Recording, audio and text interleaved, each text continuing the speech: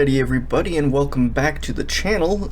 Today I'm going to be covering good old Skyclops, and then was on the difficult setting. This is the second iteration in which it has come back twice. So this was the team I had last used on the first time Skyclops had come during the season, so this is what I started with. I did do an artifact change just to test it, and then so as I go through I'm going to be showing basically what the team formation is. I'm going to be showing the overall total damage and how it ranks on the server, and then the actual damage stats. So we're just going to go over everything briefly. Fairly standard. I did try the new artifact. It was 2.51 billion, and so as you see here, it is fairly good. All of this was done within the last hour of the reset. Other content creators sometimes will do their video recording at the beginning of the day or right after reset, which is good because then they're providing content for the current day, but I'm doing it more for everyone who is going to follow. Then I wanted to do a very thorough testing so I could give you guys accurate information on it.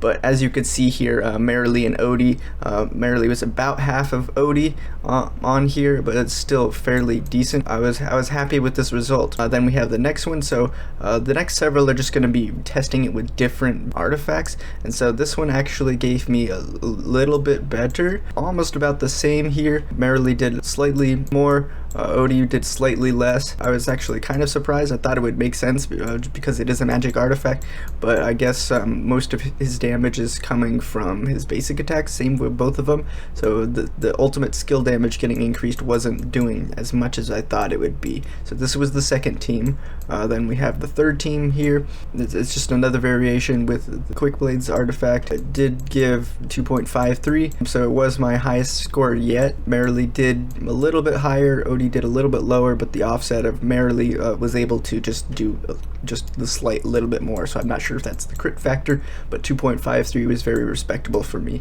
And then we have this one, 2.52. This is trying with another artifact, so these are just going through all of the new artifacts. It was roughly about in line with all of the other ones. So far, again, Merrily did a little bit higher this time, and then Odie actually did lower, so that was what the offset was. So I'm not sure again if that's just crit factors, that's just the RNG going off here. All of them have been roughly about the same so far than I did with the old standard Starshard, and it has depended on some of the bosses. Some of the teams, the Starshard has done a little bit better for me, and the other ones, mostly the newer ones, have generally speaking have done better for me. So again, same team, just a slightly different variation. It was about the same amount of damage. Again, Odie dropped off quite a bit using Starshard, while Merrily was a little bit higher, not quite as high as this one. I think second highest out of all of these runs so far. So again, maybe that's just RNG differences on it. Then we had this one, which I tried using a Scarlita using Quickblades, which tends to be my highest one out of all of these that I had tried, 2.53. This one was just slightly underneath the other one, but I was like, okay, here's the damage results. The offset just wasn't enough. I mean, Odie did a whole lot more damage, and I think that's just because Scarlita was able to clear the mobs faster. He was just doing more damage overall, but it was just slightly less damage in total. Scarlita wasn't able to do nearly as much damage as the Merrily is, so that's where the offset in the score difference is. Then I tried using Corin instead of Odie, which of course was, you know, quite a bit difference lower, so I wanted to try replacing Corin with Merrily instead, and that way it'll be something. So I'll have these two, and these two will be the same, and then I will just basically have Odie be here and Corin will be here, and then I'm going to try that instead. I just didn't think to do it today for whatever reason, but Merrily this is the highest I've seen her do so far, almost 1 billion damage. Then Corin was doing the same amount that Merrily had been doing in the previous attempt, so you know, true damage, they are doing fairly well here. I wonder if at higher difficulties, if instead of running a Scarlita, because this actually did fairly well without a Coco, but I did have this to help offset that. So then I ran the same team, but with the Quickblade to see if I could do more, but they just weren't able to survive as long. That's when it's like, okay, maybe if instead of just because they had the survival issue, so maybe at higher levels, once they are able to survive a little bit more with just corn shielding, then maybe they'll be able to try this again. But for now, this iteration, it wasn't quite as strong. They just died too early and they weren't able to reach their full potential. And then we have this one, which is more just the full magic damage one. I did swap around the locations a little bit. I tried to get Cassidy in a position where she'd be able to use her tidal strength through everybody, but it just didn't work quite as well. So I want to see if maybe I'll move Rainier here,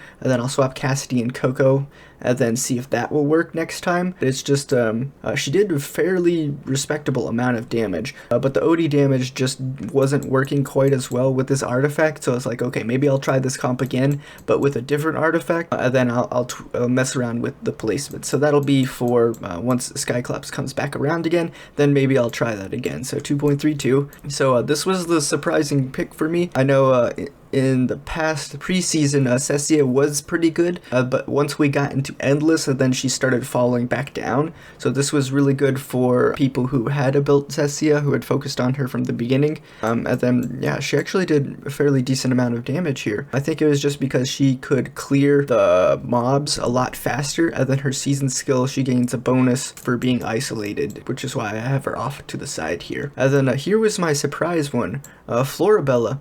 This actually was my highest damage run so far, using Quickblades, 2.55. And then as you see here, it's also because she was able to clear the mobs fairly quickly as well, and so Odie was just able to get a whole bunch of more damage. So I was like, okay, that was actually pretty good. So I wonder, maybe I should try it again with a different artifact in the future. So I'll try her. I'm going to try the Cassidy one again, and then I'm going to try messing around with this one. So those are going to be the three that I'm going to test. This one was with a Bryon instead. The damage just wasn't as good as the last round for, I think it was the bear that I made a video for, but in that one Bryon was actually fairly decent. It was close to my top one, but in this one he didn't do quite as well as I wanted to, but overall the damage is really close to being there. 2.34, that's still fairly respectable. So I was like, okay, maybe I'll try messing around with a different artifact next time with this comp, just to see how it does. I didn't do any teams that weren't Kruger today,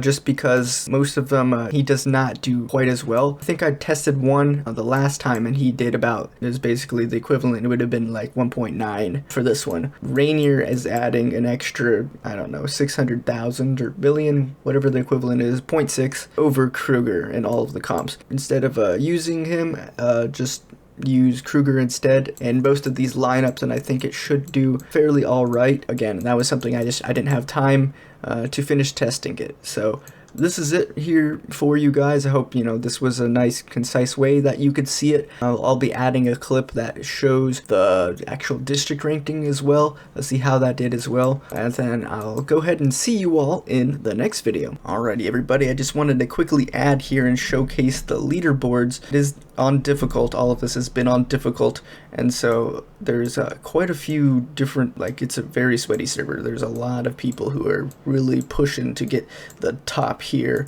and especially in our server bracket as well. So there's quite a bit of competition, so I'm just happy if I make top 10 and top 20 nowadays. I think it's top 50 for this, but yeah, I just wanted to quickly showcase how everything is going as far as the server and district side. So I'll end it there.